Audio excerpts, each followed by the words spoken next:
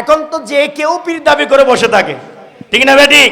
পীর দাবি করে যত আকাম কুকাম সব করে, এমনকি কোরআনে পাকের শুরু থেকে শেষ পর্যন্ত সেই এই 114 সূরার মধ্যে একটা সূরাও ভালো করে তেলাওয়াত করতে পারে না, কোনো দোয়া খায়ের জানে না, ঈমান আকীদা ঠিক নাই, সিলসিলা ঠিক নাই, তার আগেকার পীর মুর্শিদের কোনো সিলসিলা নাই, এই ব্যক্তিটাও এখন ব্যবসার খাতিরে বায়াত গ্রহণ করায়। এখন আলেমদেরকে লক্ষ লক্ষ টাকা না দিলে আসে, আগে অ্যাডভান্স পাঠায় দেয়।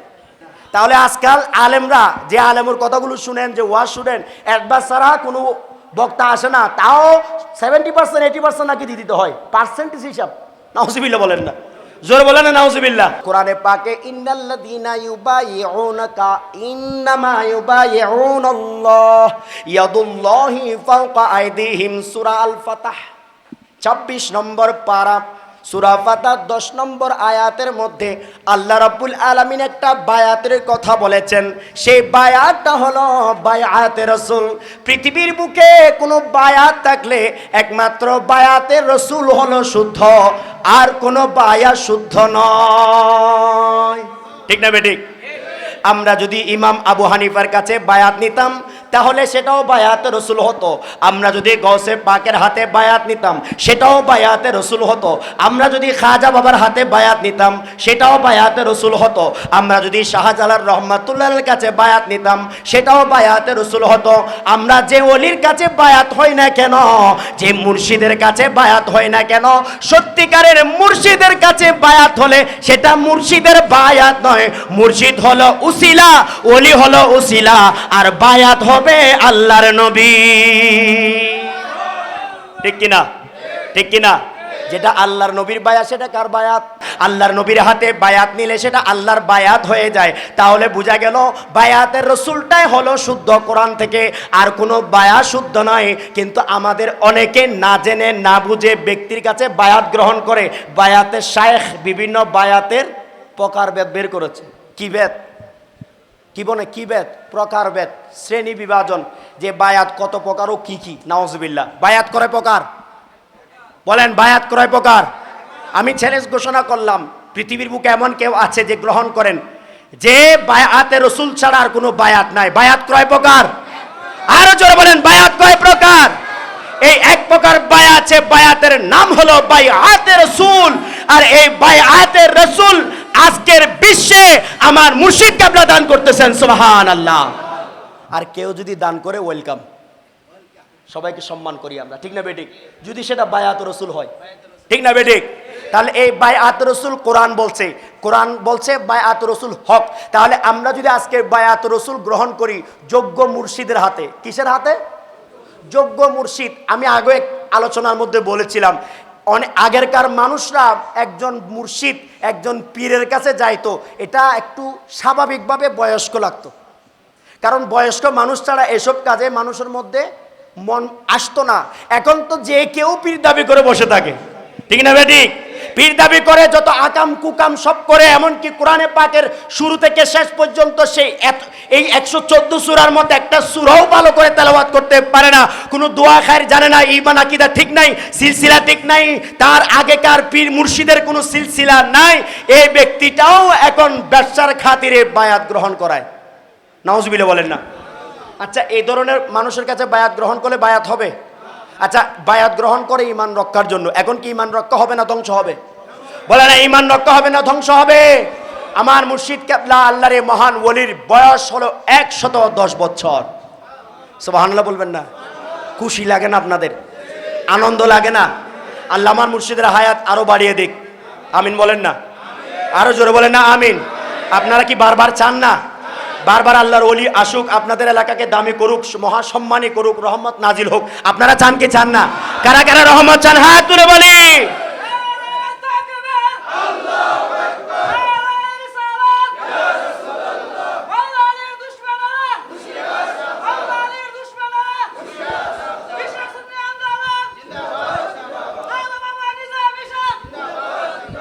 তাই সবাইকে আহ্বান করব, সময় থাকতে এই বায়াত রসুল গ্রহণ করবেন।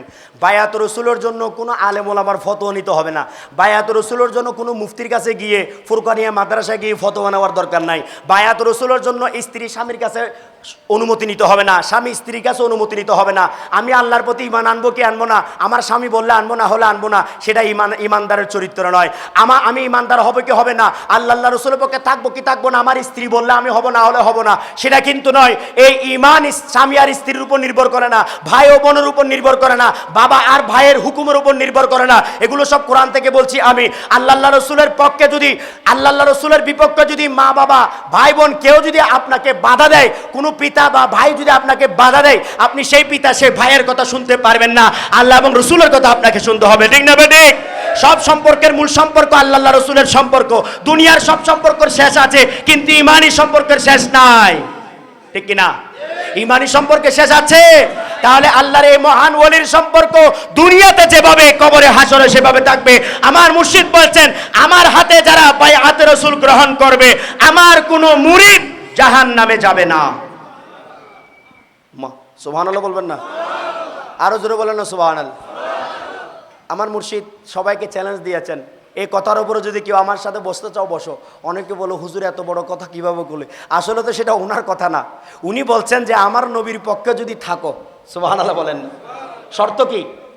আমার নবীর পক্ষে 16 কলা যদি থাকো, শতভাগ যদি থাকো, 100 যদি থাকো, তাহলে প্রিয় নবীর পক্ষে যদি কেউ 100 থাকে, সে কি আর জাহান্নামী হতে পারে?